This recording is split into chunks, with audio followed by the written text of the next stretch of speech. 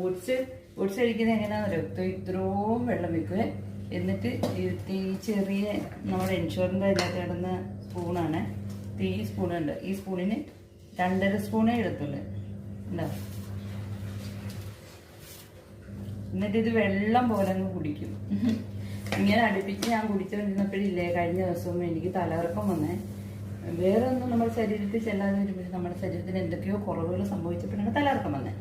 അപ്പോഴത്തേക്ക് എന്നെ അപ്പുറത്തെ ഓട്ടോക്കാരൻ നമ്മുടെ പയ്യനുണ്ട്, അവനാണ് എന്നെ കൊണ്ടുപോയിട്ട് അവിടെ ചെന്നിട്ട് എനിക്ക് ഭയങ്കര വിഷമമായിരുന്നു. ആശുപത്രിയിൽ ചെന്ന് പിന്നെ അവർ മരുന്നൊക്കെ തന്ന് വിട്ട് ഇതെല്ലാം മാറി.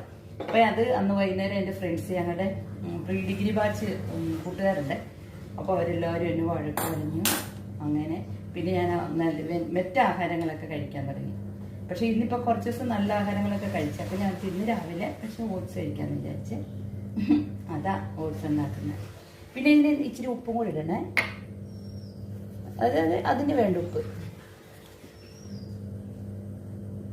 ഞാൻ പാലോ പിന്നെ ഒന്നും ചേർക്കാറില്ല. പാലിലെല്ലാം ഉണ്ടാക്കുന്നത് ഇങ്ങനെ ഉപ്പിട്ടാണ്. എനിക്ക് ഇങ്ങനെ കുടിക്കാൻ ഇഷ്ടമാണ് കേട്ടോ. അപ്പോൾ അത് ആവട്ടെ.